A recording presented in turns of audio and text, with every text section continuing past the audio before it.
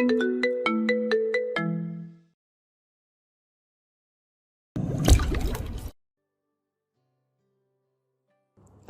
পেরিয়ে ঘড়ির কাঁটা এখন 12টা 33। চারদিকে নিস্তব্ধতা যেন পাথরের মতো ভারী হয়ে আছে। শীতের বিদায়ের পর বসন্তের আকাশ এখন একদম পরিষ্কার। মায়াবী জ্যোৎস্না আলো ব্যালকনিতে আছড়ে পড়ছে। সেই আলো ছায়ার খেলায় নীল রঙের শাড়ি পরা তৃণা দেয়ালের সাথে পিঠ থেকে হাঁটুতে মুখ গুজে বসে আছে। একসময় যে তৃণা অন্ধকার ঘর থেকে বের হতে ভয় পেত, আজ সে এই গা ছমছমে নিস্তব্ধতা একা বসে আছে। মানুষের মনের ভেতর যখন বিশাল কোনো হাহাকার বা দুশ্চিন্তা বাসা বাঁধে, তখন কি বাইরের সব কৃত্রিম ভয় উবে যায়? হয়তো তাই ট্রিনার হৃদয়ে নীল বিষের কাছে বাইরের অন্ধকার আজ বড় তুচ্ছ। সন্ধ্যায় আরিয়ান ফোন করে জানিয়েছিল বান্দরবন থেকে ফিরতে অনেক রাত হবে বলে সে শহরের কোনো এক হোটেলে থেকে যাবে, আজ বাড়ি ফিরবে না। হঠাৎ এই নিশিরাতে ট্রিনার হাতের ফোনটা সজাগ হয়ে উঠল। আরিয়ানের নামটা স্ক্রিনে ভেসে উঠতে ট্রিনা বুক ধক করে উঠার আগেই রিসিভ করলো। ওপাশ থেকে আরিয়ানের সেই গম্ভীর কিন্তু ক্লান্ত কণ্ঠস্বর ভেসে এলো। ঘুমাওনি? ট্রিনা নিজেকে সামলে নিয়ে বলল, না, এখনই ঘুমিয়ে যাব। আপনি কি হোটেলে পৌঁছেছেন? হুম, এই তো মাত্রই আসলাম। আরিয়ানের কণ্ঠস্বর বেশ ধীর। এরপর এক দীর্ঘ নীরবতা। কেউ কোনো কথা বলছে না, কিন্তু ফোনের লাইন ধরে দুজনের শ্বাস প্রশ্বাসের শব্দ একে অপরের কানে পৌঁছাচ্ছে। ট্রিনা সাহস সঞ্চয় করে অনুচ্চ স্বরে প্রশ্ন করল, সেই মেয়েটার কোনো খোঁজ কি পেয়েছেন? আরিয়ান ওপাশ থেকে একটা গভীর দীর্ঘশ্বাস ছেড়ে বলল, না, তবে আশা করছি খুব তাড়াতাড়ি পেয়ে যাব। ট্রিনার ঠোঁটে একটা ম্লান বিষণ্ণ হাসি ফুটে উঠল। ফোনের ওপাশ থেকে আরিয়ান সেই হাসির শব্দ শুনতে পেল না, কিন্তু ট্রিনার নীরবতা হয়তো তাকে কিছু একটা বলতে চাইল। ট্রিনা হঠাৎ খুব নিচু গলায় বলল, আপনি যদি ফ্রি থাকেন তবে কি কিছুক্ষণ কথা বলবেন আমার সাথে? আরিয়ান ওপাশে কিছুক্ষণ চুপ করে রইল। ট্রিনার গলায় আজ এক অদ্ভুত আকুতি ছিল যা আরিয়ানকে উপেক্ষা করতে দিল না। আরিয়ান ট্রিনার এমন আকস্মিক কথায় কিছুটা অবাক হলেও নিজেকে সামলে নিয়ে বলল, হ্যাঁ, আমি ফ্রি আছি, বলো। ট্রিনা কিছুক্ষণ চুপ থেকে ম্লান গলায় বলল, জানেন রাগী সাহেব, আমি সুখকে ডেকে বলেছিলাম একদিন তুমি কি আমার হবে। সুখ তখন তাচ্ছিল্য হেসে বলল, যে জিনিস হওয়ার নয় সে জিনিস নিয়ে নিজেকে লজ্জা দিচ্ছিস কেন? এরপর আমি যখন নিরুপায় হয়ে দুঃখের দিকে তাকালাম, দুঃখ আমার দিকে তাকিয়ে পরম মমতায় হাসলো, বলল আমাকে বলতে হবে না, আমি তো তোরই আছি। আরিয়ান চুপচাপ ট্রিনার কথাগুলো শুনছিল। এই গভীর রাতে ট্রিনার কণ্ঠে এমন হাহাকার সে আগে কখনো শোনেনি। ছেলেটা কি উত্তর দিবে ঠিক বুঝে উঠতে পারল না। তার ভেতরে এক অদ্ভুত অস্থিরতা কাজ করতে শুরু করলো। ট্রিনা আবারও হুট করে বলে উঠল, আজ উকিল কাকু এসেছিল। আরিয়ান ভ্রু কুঁচকে জিজ্ঞাসা করলো, তো আমি ডিভোর্সের পেপার রেডি করতে বলেছি। আরিয়ান যেন কানে বিদ্যুৎ চমকানোর মতো চমকে উঠল। সে বিছানা থেকে উঠে দাঁড়িয়ে তীক্ষ্ণ স্বরে বলল, মানে? কিন্তু আমি তো তোমাকে না করেছিলাম এই কাজটা এখনই করতে। ট্রিনা এবার অদ্ভুত এক শব্দ করে হাসল, যেন নিজের ভাগ্যের উপর তার চরম ঘৃণা হচ্ছে। সে বলল, বাদ দিন না সেসব, এবার আপনি ঘুমান। বলেই আরিয়ানকে কথা বলার সুযোগ না দিয়ে কলটা কেটে দিল ট্রিনা। আরিয়ান বিমূঢ় হয়ে ফোনের স্ক্রিনের দিকে তাকিয়ে রইল। তার মাথায় তখন হাজারটা প্রশ্ন ঘুরপাক খাচ্ছে। ট্রিনা কি তবে তার ওই মেয়েটাকে খুঁজতে আসার বিষয়টা মেনে নিতে পারছে না? কিন্তু সে তো স্পষ্ট করে বলেছিল যে সে ডিভোর্স দিতে চায় না। তবু ট্রিনা কেন এই হঠকারী সিদ্ধান্ত নিল? আরিয়ান অস্থির হয়ে কিছুক্ষণ হোটেলের রুমে পায়চারি করলো, তারপর চরম বিরক্তি আর মাথা ব্যথা নিয়ে বিছানায় উপর হয়ে শুয়ে পড়ল। ওদিকে ট্রিনা একইভাবে বসে রইল বারান্দায়। সেই ঠান্ডা ফ্লোরে এখন তার দৃষ্টি আকাশের দিকে। আকাশে অসংখ্য তারা ফুটেছে, আর অর্ধেক চাঁদটা যেন এক মায়াবী হাসি দিয়ে পৃথিবীর সব অন্ধকার শুষে নিতে চাইছে। ট্রিনার মনে হলো চাঁদটা কি তার এই নীরব কষ্ট দেখে হাসছে। ভেবে সে এক বাঁকা হাসি হাসলো। ট্রিনা চাঁদের দিকে তাকিয়ে বিড়বিড় করে বলল, চাঁদকে নিয়ে কবিরা কবিতা লেখে, প্রেমিকরা তাদের প্রেমিকার সাথে তুলনা করে। অথচ কি আশ্চর্য, এই মহাবিশ্বের বিশালতায় চাঁদটা কত একা। স্মৃতির জানালাটা হঠাৎ করেই খুলে গেল। ট্রিনার চোখের সামনে ভেসে উঠল সেই ধোঁয়াশা মাখা সুন্দর রাতগুলো। ঠিক একই রকমই এক জ্যোৎস্না রাতে ট্রিনা, তার মা মেহেরজান আর বাবা ওমর হাওলাদার তিনজন মিলে ছাদে বসে গল্প করছিলেন। দোলনায় দুলতে দুলতে মায়ের আঁচলের ঘ্রাণ নিচ্ছিল ট্রিনা। কে জানতো এই রাতটাই হবে তাদের শেষ সুখের স্মৃতি। পরের দিনই এক বিষাদময় অধ্যায় শুরু হলো। মা তাদের দুজনকে নিঃস্ব করে না ফেরার দেশে চলে গেলেন। ট্রিনা অশ্রুসজল চোখে আবারও চাঁদের দিকে তাকালো। লোকে বলে ছোটবেলায় মায়েরা চাঁদকে দেখিয়ে ঘুম পাড়াতো, কিন্তু ট্রিনার মা তো তাকে চিরতরের জন্য ঘুমন্ত রাতের আধারে ফেলে চলে গেছেন। ট্রিনা আকাশের দিকে তাকিয়ে ডুকরে কেঁদে উঠল। এত অভাগা কেন বানালে আমায় আল্লাহ? টিনার গাল বেয়ে গড়িয়ে পড়া নোনা জলগুলো চাঁদের আলোয় মুক্তোর মতো চিকচিক করছে। ব্যথায় নীল হয়ে যাওয়া কণ্ঠে সে অস্ফুট স্বরে গেয়ে উঠল সেই পরিচিত সুর। গানটা শেষ করতে পারল না তৃণা। কান্নায় কণ্ঠ রুদ্ধ হলো তার। হাঁটুতে মুখ গুজে ডুকরে কেঁদে উঠল সে। মধ্যরাতের এই নিঃশব্দ কান্না শোনার মতো কেউ নেই। ওপরের ওই বিশাল আকাশ আর নির্বাক চাঁদ হয়তো দেখছে এক নিঃসঙ্গ মেয়ের হাহাকার, কিন্তু তাদের কিছু করার সাধ্য নেই। মা নামক ছায়াটা না থাকলে জীবনটা যে কতটা তপ্ত মরুভূমি হয়ে যায় তা আজ হাড়ে হাড়ে করে টের পাচ্ছে তৃণা। যাদের মা আছে তাদের পৃথিবীর সব রোদ থেকে আড়াল করার ছাতা আছে, আর যাদের নেই তাদের জন্য প্রতিটা রাতই এক একটা কালবৈশাখী। আর তৃণার মতো যারা পরিস্থিতির শিকার তাদের দুঃখটা তো নীল সাগরের চেয়েও গভীর। রাত তখন প্রায় 2:30। চারিদিকে নিস্তব্ধতা চিরে আরিয়ানের গাড়িটা মির্জাবাড়ির সামনে এসে থামলো। পাহাড়ের সেই রহস্যময় টানার হোটেলের একাকিত্ব সবকিছু ছাপিয়ে ট্রিনার এই কান্না ভেজা কণ্ঠটা আরিয়ানকে স্থির থাকতে দেয়নি। এক অজানা অস্থিরতা নিয়ে সে মাঝপথেই ফিরে এসেছে। বাড়ির প্রধান ফটক ভেতর থেকে বন্ধ ছিল। আরিয়ান ফোন করে আদনানকে জাগিয়ে তুলল। আদনান ঘুম জড়ানো চোখে দরজা খুলে দিতেই অবাক হয়ে গেল। তুমি না বললে আজ আসবে না? এত রাতে হঠাৎ কি হলো? আরিয়ান কোনো মতে মাথা নেড়ে বলল, এমনি চলে গেলাম, ভাল লাগছিল না ওখানে। আদনান আর কথা বাড়ালো না। আরিয়ান দ্রুত পায়ে সিঁড়ি বেয়ে উপরে নিজের রুমের সামনে দাঁড়ালো। দরজায় হাত দিতে বুঝতে পারলো ওটা ভেতর থেকে লক করা নেই। ধীর পায়ে ভেতরে ঢুকতে দেখলো পুরো ঘর ঘুটঘুটে অন্ধকার। কেবল ব্যালকনির এক কোণে চাঁদের ম্লান আলো এসে পড়ছে। আরিয়ান পা টিপে টিপে বারান্দায় যেতে তার বুকের ভেতরটা মোচড় দিয়ে উঠল। হিমশীতল ফ্লোরে তৃণা গুটিসুটি মেরে বসে আছে, হাঁটুতে মুখ গুজে। মেয়েটা এতটাই নিজের কষ্টের গভীরে ডুবেছিল যে আরিয়ানের আসার শব্দও পায়নি। আরিয়ান আলতো করে তৃণার কাঁধে হাত রাখলো। স্পর্শ পেতে তৃণা শিউরে উঠে ছিটকে দূরে সরে গেল। ভয়ার্ত গলায় চিৎকার করে উঠল। কে কে আপনি? আরিয়ান শান্ত স্বরে বলল। আমি। তৃণা কয়েক মুহূর্ত স্তব্ধ হয়ে রইল। অন্ধকারের মাঝে আরিয়ানের ছায়াটা দেখে সে যেন বিশ্বাসই করতে পারছে না। কাঁপা কাঁপা গলায় বলল, আপনি? আপনার তো হোটেলে থাকার কথা। আরিয়ান কোনো জবাব না দিয়ে তৃণার সামনে হাঁটু গেড়ে বসলো। মেয়েটার চোখের নিচে কালি পড়ে গেছে, মুখটা কান্নায় লাল হয়ে আছে। আরিয়ান নিজের আঙ্গুল দিয়ে তৃণার গাল বেয়ে পড়া তপ্ত অশ্রুগুলো মুছে দিল। তার কণ্ঠে বিরক্তি আর মায়ার এক অদ্ভুত মিশেল শোনা গেল। আমি তোমাকে বলেছিলাম ত্রিনা, আমি তোমাকে ডিভোর্স দেব না। তুমি আমার রুমে থাকছো, আমার চোখের সামনে থাকছো, এতে তো আমার কোনো সমস্যা হচ্ছে না। তবুও কেন তোমার এত জেদ? কেন এই মাঝরাতে ফ্লোরে বসে চোখের জল ফেলছো আর ফোন করে বলে ডিভোর্স পেপার রেডি করতে? এত রহস্যের কেন তুমি? তৃণা নিথর হয়ে আরিয়ানের দিকে তাকিয়ে রইল, তার চোখে রাজ্যের বিস্ময় আর অবিশ্বাস। আরিয়ান আবারও শান্ত গলায় বলল, ত্রিনা, আমি আর কতবার বলবো, আমি শুধুমাত্র এই কন্যাকে খুঁজছি আমার মানসিক সমস্যার জন্য। আমি অদ্ভুত মানসিক রোগ থেকে মুক্তি পেতে চাচ্ছি। তবে তুমি যদি চাও, তুমি যদি একবার বলো, তাহলে আমি ওই মেয়ের আর কোনো খবর নেব না। তাকে খোঁজে আজই বন্ধ করে দেব। টিনা তখনও চুপ করে আছে, তার মুখে কোনো কথা নেই। আরিয়ান এবার আর কিছুটা এগিয়ে গেল, একদম টিনার মুখের কাছে নিজের মুখ নিয়ে ফিসফিসিয়ে বলল, এই গভীর রাত্রিতে তুমি কি স্ত্রীর অধিকার চাও? তবে তুমি চাইলে আমার কোনো সমস্যা নেই।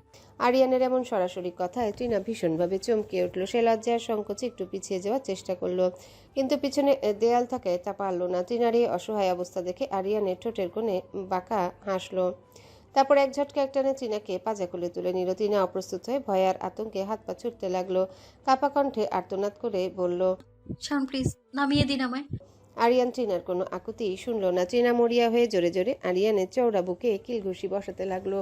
আরিয়ান হঠাৎ তার পা থামিয়ে টিনার মুখের দিকে তাকিয়ে ধমক দিয়ে উঠল। চুপ থাকো একদম। আরিয়ানের সেই কড়া ধমকে টিনা মুহূর্তে শান্ত হয়ে গেল। আরিয়ান লম্বা লম্বা পা ফেলে ড্রয়িং রুম পেরিয়ে বেডরুমে চলে এলো। বিছানার কাছে আসতে টিনার ভয়ে কলিজা শুকিয়ে যেতে লাগলো। সে কোনোভাবে আরেকটা ভয়ঙ্কর রাতে সাক্ষী হতে চায় না, কিন্তু আরিয়ান তাকে অবাক করে দিয়ে বিছানা একদম আলতোভাবে শুয়ে দিল। শুয়ে দেওয়ার সময় আরিয়ানের মুখ টিনার মুখের কাছে একদম চলে এলো। টিনা ভয়ে দু চোখ কিচমিচ করে বন্ধ করে রেখেছে। আরিয়ান টিনা সে ভীতু মুখের দিকে তাকিয়ে তৃপ্তির এক মুচকি হাসি হাসলো। এরপর সে আলতো হাতে বিছানার পায়ের নিচ থেকে কম্বলটা টেনে টিনার সারা শরীরে জড়িয়ে দিল। টিনা অবাক হয়ে ধীরে ধীরে চোখ খুলল। আরিয়ান তার দিকে তাকিয়ে খুব ধীর কণ্ঠে বলল, বোকা মেয়ে। বলেই আরিয়ান পাশ কাটিয়ে দ্রুত পায়ে ওয়াশরুমে চলে গেল। টিনা বিছানায় শুয়ে ঠিক বুঝতে পারল না আসলে হলোটা কি।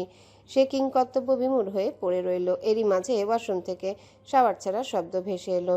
টিনা মনে মনে ভাবলো, মাঝরাতে কি লোকটা সত্যিই গোসল করবে? সকাল 10টা বেজে গেছে, কিন্তু আরিয়ানের মোবাইলটা তখনও এক নাগাড়ে বেজে যাচ্ছে। রাতে অনেক দেরি করে ঘুমানোর কারণে আরিয়ানের শরীরটা ভীষণ ভারী, কিছুতেই চোখ মেলতে পারছে না। শেষমেশ বিরক্ত হয়ে চোখ বন্ধ রেখে হাতড়ে মোবাইলটা খুঁজে কানে ধরলো। কর্কশ গলায় বলল, হ্যালো। ওপাশ থেকে নীরবের কণ্ঠ ভেসে এলো, যার সাথে পাহাড়ের সেই হোটেলে দেখা হয়েছিল। নীরব কিছুটা অবাক হয়ে পড়ল। কিরে, এখনো ঘুমাচ্ছিস? হুম। এত সকালে কল দিলি কেন?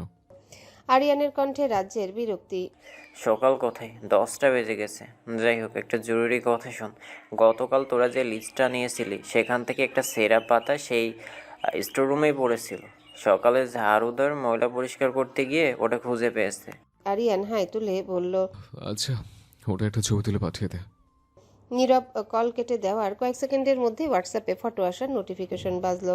আরিয়ানের প্রথম দেখার খুব একটা ইচ্ছে ছিল না, সে আবার চোখ বন্ধ করে নিল, কিন্তু অবচেতন মন তাকে সায় দিল না। সে ভাবলো নামগুলো একবার দেখে আবার ঘুমাবে। ঘুম ঘুম চোখে মোবাইলটা হাতে নিয়ে ঝাপসা দৃষ্টিতে ছবিটার দিকে তাকালো আরিয়ান, কিন্তু ছবির উপরের নামগুলো পড়া মাত্রই তার চোখের ঘুম এক নিমিষে উধাও হয়ে গেল। আরিয়ান ধপাস করে বিছানায় উঠে বসলো। নিজের দুই হাতে চোখ কচলিয়ে সে বোঝার চেষ্টা করলো যা দেখেছে তা কি সত্যি নাকি এখনো স্বপ্নের ঘরে আছে। না, সে যা দেখছে তা দিবালোকের মতো সত্যি। আরিয়ানের চোখ দুটো যেন কোটর থেকে বেরিয়ে আসার উপক্রম। সে হলদেটে পুরনো কাগজে স্পষ্ট অক্ষরে লেখা রয়েছে উমর হাওলাদার, আর তার নিচে পরিবারের সদস্য হিসেবে নাম দেওয়া আছে ট্রিনা হাওলাদার আর রিনি হাওলাদার, সাথে রওশনারা বেগম। আরিয়ানের হৃদস্পন্দন মুহূর্তের জন্য থেমে গেল। তার মাথায় হাজারটা প্রশ্ন ঝড়ের মতো আছড়ে পড়তে লাগলো।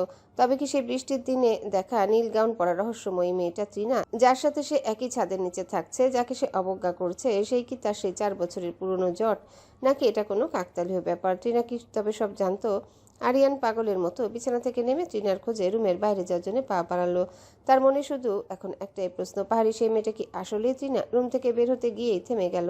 তার মাথায় অন্য আরেকটা কথা মনে পড়তেই তার চোখ চকচক করে উঠল। পুরো পৃথিবীটা যেন এক প্রচণ্ড ঘূর্ণিপাকের মতো আরিয়ানের চোখের সামনে ঘুরছে। আরিয়ান কিছুতেই নিজের মস্তিষ্ককে স্থির করতে পারছে না। হঠাৎ তার মাথায় একটা পুরনো কথা বিদ্যুতের মতো চমকে উঠল। সে পাগলের মতো দৌড়ে আলমারির কাছে গেল। মনে পড়ল সেদিন নিজের টি শার্ট খোঁজার সময় সে একটা কাপড়ের পুটলি রেখেছিল। ট্রিনা তখন বলেছিল ওটাতে নাকি তার পুরনো দরকারি কিছু জিনিস আছে। আরিয়ান তখন গুরুত্ব দেয়নি, কিন্তু এখন এক অজানা আশঙ্কায় তার বুক কাঁপছে। কিছুক্ষণ হন্যে হয়ে খোঁজার পর আলমারির এক কোণে সে পুটলিটা পেল সে।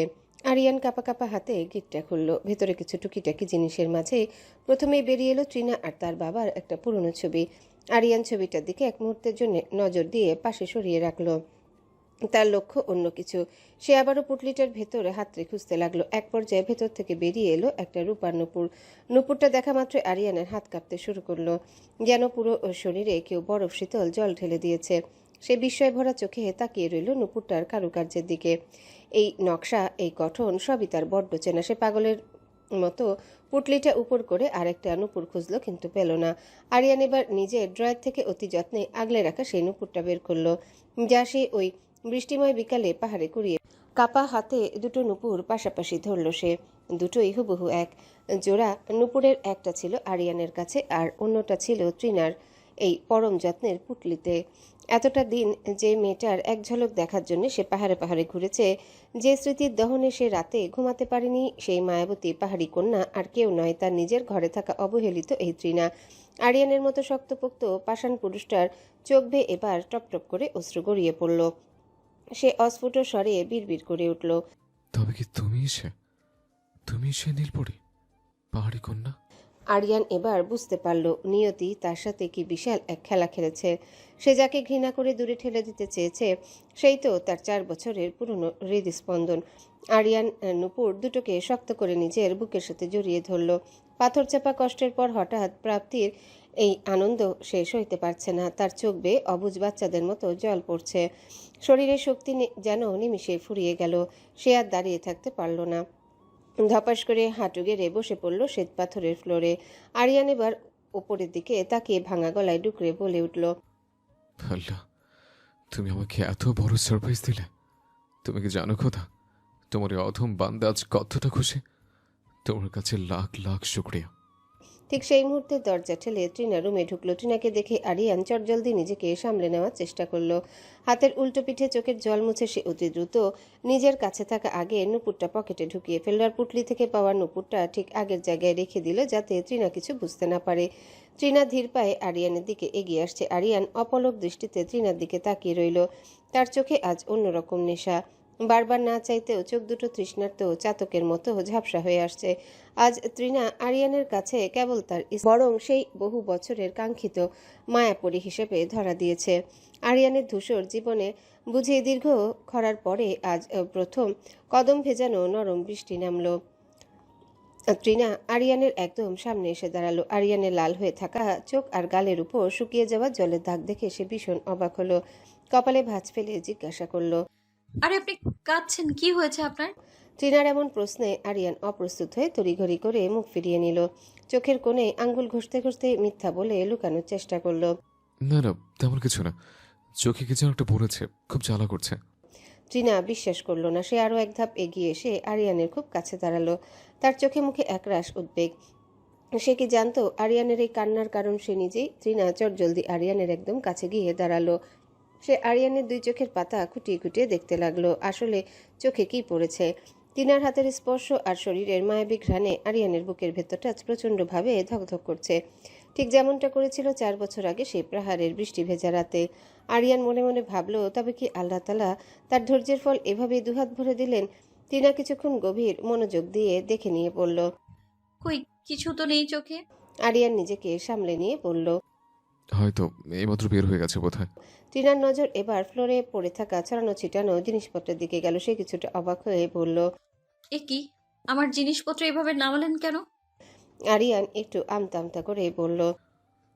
আমার একটা খুব প্রিয় জিনিস খুঁজছিলাম, আর খুঁজতে গিয়ে তোমার এই পুটলাটা পেলাম। টিনা নিচু হয়ে পুটলার মুখটা বাঁধতে বাঁধতে নির্লিপ্তভাবে জিজ্ঞাসা করল। তা আপনার সেই প্রিয় জিনিসটা কি পেলেন? আরিয়ান টিনার চোখের দিকে গভীর এক দৃষ্টিতে তাকিয়ে জবাব দিল। হ্যাঁ, পেয়েছে, একদম হাতের কাছে পেয়েছে। টিনা বুঝতে পারল না আরিয়ানের কথার গূঢ় অর্থ। সে বলল। তাহলে তো ভালোই। টিনা যখন পুটলিটা গুছাচ্ছিল আরিয়ানের মনে তখন একটা খটকা লাগলো। টিনা তো বৃষ্টি প্রচণ্ড ভয় পায়, সে তো বৃষ্টিতে ভিজতে পারে না। তাহলে সেই দিন পাহাড়ের উপর মেয়েটা কিভাবে বৃষ্টিতে ভিজছিল? আরিয়ান কৌতূহল সামলাতে না পেরে খুব স্বাভাবিকভাবে জিজ্ঞাসা করল। তোমার পোটলাতে দেখলাম একটা রূপার নূপুর রয়েছে, আর একটা নূপুর কোথায়? জোড়া নেই কেন? টিনা পুটলিটা আলমারির ভিতর ঢুকাতে ঢুকাতে খানিকটা বিষণ্ণ গলায় জবাব দিল। হারিয়ে গেছে একটা নূপুর। কিভাবে কোথায় যে হারিয়ে ফেললাম তা ঠিক মনে নেই। এই নূপুর দুটো আম্মু বানিয়ে দিয়েছিল আমায়। সেই শেষ স্মৃতিটুকুও ঠিক মতো যত্নে রাখতে পারলাম না আমি। টিনার কথা শুনে আরিয়ানের মুখে আবারও সেই মায়াবী হাসি ফুটে উঠল। তার পকেটে থাকা নুপুরটা যেন তখন টিনার না বলা সব উত্তর দিয়ে দিচ্ছিল। আরিয়ান আবারও জিজ্ঞাসা করল। কখনো কি পাহাড়ে গিয়েছিলে তুমি? হুম, একবার গিয়েছিলাম আব্বুর সাথে। কখন গিয়েছিলে? সময়টা মনে আছে? এবার টিনা কিছুটা সন্দেহের দৃষ্টি নিয়ে আরিয়ানের দিকে তাকালো। আরিয়ানের চোখে মুখে অদ্ভুত এক উত্তেজনা। টিনা জিজ্ঞাসা করল। হঠাৎ এইসব কেন জিজ্ঞেস করছেন? আরিয়ান একটু অপ্রস্তুত হয়ে হাসলো। না, এমনি। সচরাচর মেয়েরা তো পাহাড় আর সমুদ্র খুব পছন্দ করে, তাই জানতে চাইলাম। টিনা খানিকক্ষণ ভেবে বলল। এই 4 বা 5 বছর আগে হবে বোধহয়, ঠিক মনে নেই। ঠিক তখনই বাইরে থেকে আরিয়ানের মা মাইমুনা বেগমের গলার আওয়াজ শোনা গেল। তিনি এর নিচ থেকে উচ্চস্বরে টিনাকে ডাকছেন। টিনা আর সেখানে দাঁড়িয়ে না থেকে দ্রুত পা চালিয়ে রুম থেকে বের হয়ে গেল। আরিয়ান একা ঘরে দাঁড়িয়ে এবার পকেট থেকে নুপুরটা বের করলো। তার মনের সব মেঘ আজ কেটে গেছে, সব প্রশ্নের উত্তর সে পেয়ে গেছে। আরিয়ান একই জায়গায় পাথরের মতো দাঁড়িয়ে আছে। তার মনে এখন আর বিন্দুমাত্র কোনো সন্দেহ নেই। টিনাই সেই রহস্যময়ী পাহাড়ি কন্যা। আরিয়ান চোখ বন্ধ করতে অন্ধকারের মাঝে 4 বছর আগের সেই পাহাড়ের মায়াবী মুখটা ভেসে উঠল, যা হুবহু টিনার প্রতিচ্ছবি। তার হালকা দাড়িযুক্ত মুখে এক চিলতে শুভ্র হাসি ফুটে উঠল, আর চোখ দুটোতে আবারও খুশির অশ্রু ভিড় জমালো। লোকে বলে পুরুষরা নাকি কাঁদে না। এই কথাটা আসলে কত বড় মিথ্যা। পুরুষরাও কাঁদে, তবে তাদের সেই কান্না সবার সামনে প্রদর্শিত হয় না। তারা মেয়েদের মতো অঝরে সবাইকে দেখিয়ে কাঁদতে পারে না বলে তাদের বুক ফাটে তো মুখ ফোটে না। কিন্তু আজ আরিয়ানের এই কান্না কোনো দুঃখের নয়, এ যে পরম প্রাপ্তির খুশির কান্না। হঠাৎ কিছু একটা ভেবে আরিয়ান দ্রুত পায়ে রুম থেকে বেরিয়ে গেল। নিচে গিয়ে দেখলো ত্রিনা, মিতু আর নৌশি মিলে বেশ আড্ডায় মেতেছে। তাদের হাসাহাসির শব্দে পুরো লিভিং রুমে প্রতিধ্বনিত হচ্ছে। আরিয়ান গিয়ে সেখানে দাঁড়াতেই আড্ডা থেমে গেল। সবাই তার দিকে উৎসুক দৃষ্টিতে তাকালো। আরিয়ান কাউকে কিছু না বলে ত্রিনার হাতটা আলতো মুঠোর দখলে নিয়ে তাকে দাঁড় করালো। ত্রিনা আরিয়ানের এমন আচরণে একদিকে যেমন অবাক হলো, অন্যদিকে তার বুকের ভেতর এক অজানা ভয় দানা বাঁধতে লাগলো। লোকটা কি আবার কোনো কারণে রেগে গেল? আরিয়ান ভীষণ গম্ভীর গলায় আদেশের সুরে বলল। রুমে চলো ত্রিনা। আরিয়ানের সেই ইস্পাত কঠিন কণ্ঠস্বর শুনে তৃণা সিটিয়ে গেল। সে নিজের মনে হাজারটা চিন্তা করে কুল কিনারা পাচ্ছে না যে এমন কি ভুল সে করেছে যার জন্য আরিয়ান এমন আচরণ করছে। তৃণা হাত ছাড়ানোর বৃথা চেষ্টা করে বলল, হাত ছাড়ুন। এভাবে করছেন কেন সবার সামনে? আমি কি ভুল করলাম? আরিয়ান কোনো কথা বলল না, এমনকি কাউকে কিছু বলার সুযোগটুকু পর্যন্ত দিল না। সে তৃণার হাত ধরে লম্বা লম্বা পা ফেলে সিঁড়ি বেয়ে উপরে উঠতে লাগলো। আরিয়ান এতটাই দ্রুত হাঁটছে যে তৃণার রীতিমতো দৌড়াতে হচ্ছে তার সাথে তাল মিলিয়ে যাওয়ার জন্য। তৃণা রাগে আর অভিমানে বারবার বলছে, আমার এখন খুব রাগ হচ্ছে রাগী সাহেব। এত রাগী সাহেবগিরি করেন কেন সবসময়? কি করেছি আমি যে আপনি এমন করছেন আমার সাথে? আরিয়ান কারো কোনো কথা কানে তুলল না। রুমে ঢুকে এক ঝটকায় দরজাটা বন্ধ করে দিয়ে সে তৃণার হাতটা ছাড়ল। তৃণা হাঁপাতে হাঁপাতে আরিয়ানের দিকে তাকিয়ে অগ্নিদৃষ্টি ছুড়ে দিল। তার চোখে তখন কান্নার জল টলমল করছে। আরিয়ান তৃণার বিভ্রান্ত চেহারার দিকে তাকিয়ে বেশ গম্ভীর কণ্ঠে বলল, যাও, উঁচু করে এসো। তৃণা যেন নিজের কানকে বিশ্বাস করতে পারছে না। সে অবাক হয়ে শুধালো। হ্যাঁ, কি বললেন? এবার আরিয়ানের কণ্ঠস্বর কিছুটা নরম হলো। সে বুঝিয়ে বলার মতো করে বলল, বললাম নামাজের জন্য উঁচু করে এসো, নামাজ পড়বে। তৃণা বিস্ময়ে চোখ বড় বড় করে ফেললো। আরিয়ানের মতিগতি কিছুই আজ তার মাথায় ঢুকছে না। সে বলল, এখনো তো জোহরের আজান দেয়নি, এখন কিসের নামাজ পড়বো? আরিয়ান শান্ত গলায় উত্তর দিল, নফল নামাজ আদায় করতে আজানের প্রয়োজন হয় না তৃণা। যাও, বেশি কথা না বলে উঁচু করে এসো। তৃণা এবারও দমে গেল না। সে কৌতূহলী হয়ে জিজ্ঞাসা করলো, কিন্তু কিসের জন্য এই নফল নামাজ সেটা তো বলবেন। আরিয়ান এক মুহূর্ত চুপ থেকে রহস্যময় হাসি হেসে বলল, স্বামীর খুশিতে স্ত্রীর উচিত আল্লাহর কাছে শুকরিয়া আদায় করা। আজ আমি খুব খুশি, তাই তুমি আমার খুশিতে সামিল হয়ে আল্লাহর কাছে শুকরিয়া আদায় করবে। যাও এখন। তৃণা ভ্রুকুচকে ভাবলো লোকটা কি তবে তার ব্যবসার বড় কোনো ডিল পেয়েছে। সে জিজ্ঞাসা করলো, আপনার কি অফিসে প্রমোশন হয়েছে? আরিয়ান এবার হেসেই ফেললো। হাসতে হাসতেই বলল, আমার নিজের অফিসে আবার নিজের প্রমোশনের দরকার পড়ো নাকি? ট্রিনা আর কথা বাড়ালো না। একটা দীর্ঘশ্বাস ফেলে অজু করতে ওয়াশরুমে ঢুকে গেল। ওদিকে আরিয়ান ট্রিনার যাওয়ার পথের দিকে তাকিয়ে মনে মনে এক অনাবিল সুখ অনুভব করলো। ট্রিনা তো জানে না আরিয়ানের কাছে ওই পাহাড়ি মেয়ের নুপুরটা এখনো আছে। এমনকি সে এও জানে না সেই বৃষ্টি ভেজা দিনে সে কী রঙের পোশাক পরা মেয়েকে দেখেছিল। শুধু সে এইটুকুই জানে আরিয়ান পাহাড়ে দেখা এক রহস্যময়ী মেয়েকে প্রথম দেখাতেই ভালোবেসে ফেলেছে। ট্রিনা অজু করে ওয়াশরুম থেকে বের হতে দেখলো আরিয়ান এরই মাঝে পোশাক বদলে একটা সাদা পাঞ্জাবি পরে নিয়েছে। ট্রিনা যেন নিজের চোখে বিশ্বাস করতে পারছে না, তার মুখ হা হয়ে গেল। সে মনে মনে বিড়বিড় করলো, এক লোকের একদিন পর পর কি হয় কে জানে। এই প্রথম আরিয়ানকে পাঞ্জাবি পরা অবস্থায় দেখলো ট্রিনা। এমনিতে আরিয়ানকে দেখতে ভীষণ সুপুরুষ লাগে, কিন্তু আজ পাঞ্জাবিতে তাকে যেন আরো বেশি সুদর্শন এবং স্নিগ্ধ লাগছে। ট্রিনাকে আসতে দেখে আরিয়ান আর কোনো কথা না বাড়িয়ে মেঝেতে দুটো জায়নামাজ বিছিয়ে দিল। আরিয়ান ইমামের জায়গায় অর্থাৎ একটু সামনে দাঁড়ালো আর ট্রিনার জন্য জায়নামাজটা রাখলো ঠিক তার পেছনে। আরিয়ান আর ট্রিনা পাশাপাশি অথচ দূরত্ব বজায় রেখে জায়নামাজে দাঁড়িয়ে এক নিস্তব্ধ মায়ায় নামাজ আদায় করলো। নামাজ শেষে আরিয়ান দুই হাত উপরে তুলে পরম করুণাময় দরবারে মোনাজাত শুরু করলো। ট্রিনা লক্ষ্য করলো আরিয়ানের চওড়া কাঁধটা মাঝে মাঝে কেঁপে উঠছে, সে কাঁদছে। জায়নামাজে লুটিয়ে পড়া আরিয়ানের এই কান্না ট্রিনার বুকে এক অদ্ভুত স্পন্দনের সৃষ্টি করলো। ট্রিনা নিজের দোয়া করতে যেন ভুলেই গেল। সে শুধু অপলক দৃষ্টিতে তাকিয়ে ভাবলো কি এমন আকুতি, কি এমন গভীর চাওয়া আজ এই মানুষটার আছে যে পাথরের মতো শক্ত এই লোকটার চোখে এতটা জলের ধারা। ট্রিনা আরিয়ানের এই আরতিতে বিচলিত হয়ে নিজের অজান্তেই মনে মনে দোয়া করলো, হে আল্লাহ, তুমি লোকটার মনের নেক আশা পূরণ করে দিও, তার চোখের এই পানি যেন বৃথা না যায়। ওদিকে আরিয়ান নিজের চোখ বন্ধ করে হৃদয়ের সবটুকু আবেগ ঢেলে দিয়ে মোনাজাত করছিল। হে দয়াময় আল্লাহ, আপনার প্রতি লাখ লাখ শুক্রিয়া। এতদিন যাবৎ যে মানসিক যন্ত্রণা আমি বিধ্বস্ত ছিলাম, যে হাহাকার আমাকে করে করে খাচ্ছিল, আজ আপনি এক নিমিষেই তা মিশিয়ে দিয়েছেন। আমি যে এতদিন পাহাড়ে আর স্বপ্নে খুঁজেছি তা আমার নিজের ঘরেই ছিল।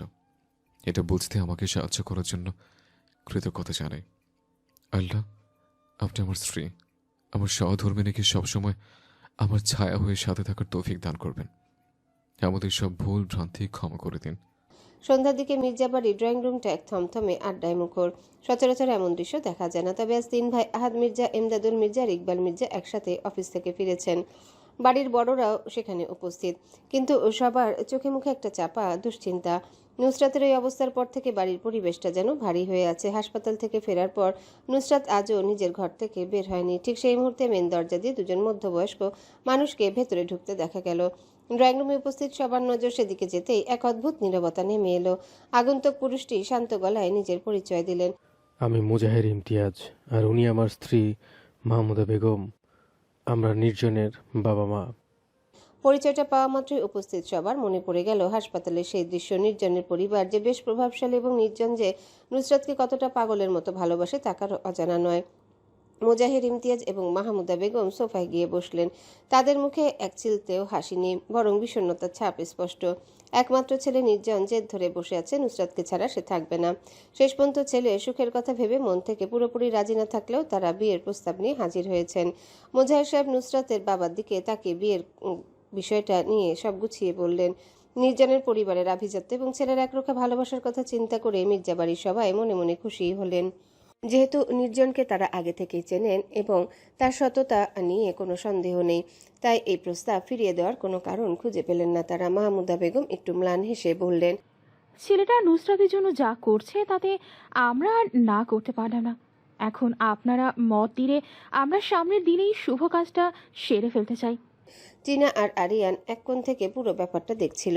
টিনা মনে মনে ভাবলো, ভালোবাসার টান থাকলে বোধহয় এভাবে অসম্ভবকে সম্ভব করা যায়। আরিয়ান টিনার দিকে একবার তাকালো। নুসরাত নিজের বিছানায় নির্জীবের মতো বসেছিল। ঠিক সেই সময় নৌশি এক ঝটকায় রুমে ঢুকে নুসরাতকে জড়িয়ে ধরল। নুসরাতের মাঝে তেমন কোনো হেলদোল দেখা গেল না। সে শুকনো গলায় বলল, কি হয়েছে নৌশি, এত খুশি কেন? আপু, তোমার বিয়ে ঠিক হয়ে গেছে। নৌশি প্রায় চিৎকার করে জানালো। নুসরাত জলদি নৌশির দিকে ফিরল। তার চোখে মুখে বিস্ময় রাগ মেশানো এক অভিব্যক্তি। সে ঝাঁঝালো গলায় বলল, আমার বিয়ে? কি বলছিস এসব? তোর মাথা ঠিক আছে? আমি কি একবারও বলেছি যে আমি বিয়ে করব? নুসরাত রীতিমতো চিৎকার করে কথাগুলো বলল। নৌশি তাকে শান্ত করার চেষ্টা করে বলল, আরে আপু, আগে শুনবে তো, বর কে? নুসরাত সরু চোখে তাকিয়ে প্রশ্ন করল, কে? নির্ঝর ইমতিয়াজ। তোমার ভালোবাসার মানুষের সাথেই তোমার বিয়ে ঠিক হয়েছে। নুসরাতের বিস্ময়ে মুখ হা হয়ে গেল। সে যেন ভুল শুনছে। যে ছেলেটা তার এই অবস্থার পর একবারও তাকে দেখতে আসেনি, সেই ছেলেটাই তাকে বিয়ে করছে, এটা তার কাছে বিশ্বাসযোগ্য মনে হলো না। নৌশি আবারও খুশিতে গদগদ হয়ে বলল, আপু, এই সামনের শুক্রবারেই বিয়ে ঠিক করা হয়েছে। আজ বুধবার, আর মাত্র 2 দিন বাকি। নুসরাত অবিশ্বাসের সুরে বলল, কি বলছিস এসব? যা বলছি সব সত্যি। নৌশি একগাল হেসে জবাব দিল। এরই মাঝে নুসরাতের মা ফারহানা বেগম রুমে এসে নুসরাতকে জড়িয়ে ধরলেন। মা মেয়ে কিছুক্ষণ ইমোশনাল কথাবার্তা বলার পর তিনি রুম থেকে বেরিয়ে গেলেন। নুসরাতের মাথায় কিছুই ঢুকছে না। ঠিক তখনই তার মোবাইলটা বেজে উঠল। স্ক্রিনের দিকে তাকাতেই তার চোখ জলে টইটুম্বর হয়ে উঠল। নৌশির চোখও মোবাইলের দিকে যেতে তার মুখে হাসি ফুটে উঠল। ডায়াল লিস্টে নাম দেখা যাচ্ছে বাদামোল্লা। নৌশি আর সেখানে বসলো না। এখন নুসরাতকে একা ছাড়া জরুরি। নুসরাত কাঁপা কাঁপা হাতে ফোনটা কানে তুলতে ওপাশ থেকে নির্জনের সেই নেশার ন্যায় মায়াবী কণ্ঠ ভেসে আসলো। চশমাওয়ালি ম্যাডাম। নুসরাত ঠোঁট চেপে কান্না আটকানোর চেষ্টা করলো, তবে কান্নার শব্দটা সামান্য হলেও নির্জনের কানে পৌঁছালো। সে কোমল স্বরে পড়ল, কাঁদছেন কেন? নুসরাত অভিমানে ফেটে পড়ে বলল, মানুষ এত পাষাণ কি করে হয় বলুন তো? রূপের বুঝি এতই দাম? তবে কি ভালোবাসাটা আপনার কাছে এতটাই মিথ্যা ছিল? নির্জন ওপাশ থেকে শান্ত গলায় জবাব দিল, আমার ভালোবাসা মিথ্যা হলে আপনাকে বিয়ে করার জন্য আমার বাবাকে দিয়ে প্রস্তাব পাঠাতাম না। তবে এতদিন দেখতে আসলেন না কেন আমাকে? নির্জন এবার গম্ভীর কিন্তু গভীর আবেগে বলল, আপনাকে আমি কবুল বলার পরই দেখব, সেই পর্যন্ত একটু ধৈর্য ধরুন। কবুল বলার পর যখন আপনাকে চিরতরে আমার সহধর্মিণী বানিয়ে নেব, তখন মন ভরে দেখব, তার আগে নয়। নুসরাতের কণ্ঠ দিয়ে আর কোনো কথা বেরোচ্ছে না। একটা মানুষ কাউকে এতটা নিঃস্বার্থভাবে কিভাবে ভালোবাসতে পারে? নির্জন আবারও বলল, দেখা হচ্ছে চশমালি ম্যাডাম, ঠিক বিয়ের দিন। বলেই নির্জন কলটা কেটে দিল। নুসরাত এক অদ্ভুত ঘোরার বিস্ময় নিয়ে নিজের মোবাইলের দিকে তাকিয়ে রইল। মির্জাবাড়ি এখন এক উৎসবের নগরী। পুরো বাড়ি আলোকসজ্জায় ঝলমল করছে। চারিদিকে লোকজনের হইচই আর ব্যস্ততা। ডেকোরেটরের লোকেরা সকাল থেকে বাড়ি সাজাতে ব্যস্ত। বাড়ির বড় মেয়ে নুসরাত মির্জার বিয়ে বলে কথা, অথচ এত আয়োজনের মাঝে নুসরাত কেমন যেন পাথরের মতো স্তব্ধ হয়ে আছে। তার এই নীরবতা কি খুশির নাকি কোনো গভীর আশঙ্কার, তা বাড়ির কেউ ঠিক বুঝে উঠতে পারছে না। এদিকে বাড়ির বউ আর মেয়েরা মিলে শপিংয়ে যাওয়ার তোড়জোড় করছে। হাতে সময় একদম কম। নৌশি আয়নার সামনে দাঁড়িয়ে হন্যে হয়ে রেডি হচ্ছে। মুখে হালকা সানস্ক্রিন মেখে সে এবার আইলাইনার দিতে ব্যস্ত। মেয়েদের এক অদ্ভুত সহজাত অভ্যাস, চোখে কাজল বা আইলাইনার দিতে গেলে কেন যেন অজান্তে মুখটা হা হয়ে যায়। নৌশি যখন গভীর মনোযোগ দিয়ে চোখে টান দিচ্ছে, ঠিক সেই মুহূর্তে ঝড়ের বেগে রুমে ঢুকলো আদনান। নৌশি আয়না থেকে চোখ না সরিয়ে বলল, কি আদু ভাই, যাবি না শপিং এ? রেডি হয়েছিস? আদনান পকেট থেকে কিছু একটা বের করে হাতের মুঠোয় লুকিয়ে রেখে তাচ্ছিল্যের সুরে বলল। আমরা পুরুষ মানুষ রে, আমাদের রেডি হতে তোদের মতো জন্মের সময় লাগে না। নৌশি এবার চোখে ফিনিশিং টাচ দেওয়ার জন্য মুখটা একটু বেশি হাঁ করলো। ঠিক সেই মোক্ষম সুযোগে আদনান বলে উঠল। এই নে চকলেট খা। কথাটা শেষ করতে না করতেই আদনান নৌশির মুখের ভিতর গোলমতো কিছু একটা ঢুকিয়ে দিল। নৌশি প্রথমে বিরক্ত হলো, কিন্তু শপিং এর তারায় সেটাতেই কামড় বসাতে গেল। দাঁত দিয়ে চাপ দিতেই তার চক্ষু চরক গাছ। এটা তো চকলেট নয়, অন্য কিছু একটা হবে। আদনান ওদিকে হাসতে হাসতে বিছানায় লুটিয়ে পড়েছে। সে পেটে হাত দিয়ে হাসতে হাসতে বলছে। চকলেটের লোভে কেমন কামড়টা দিলি দেখ। নৌশি বুঝতে পারলো বড় রকমের কোনো ঘাপলা হয়েছে। সে চটজলদি মুখ থেকে জিনিসটা বের করে আনলো। তাকিয়ে দেখে সেটা একটা তেলাপোকা। নৌশি সারা শরীর ঘিন ঘিন করে উঠলো। সে রাগে চিৎকার করে উঠল। হ্যালো বন্ধুরা, পরবর্তী পার্ট খুব তাড়াতাড়ি আসবে, তো সবাই অপেক্ষায় থাকো। আর চ্যানেলটি যারা এখনো সাবস্ক্রাইব করোনি তারা পরবর্তী পার্ট দেখার জন্য চ্যানেলটি সাবস্ক্রাইব করে রেখো। ধন্যবাদ সবাইকে, আমাদের সাথেই থেকো।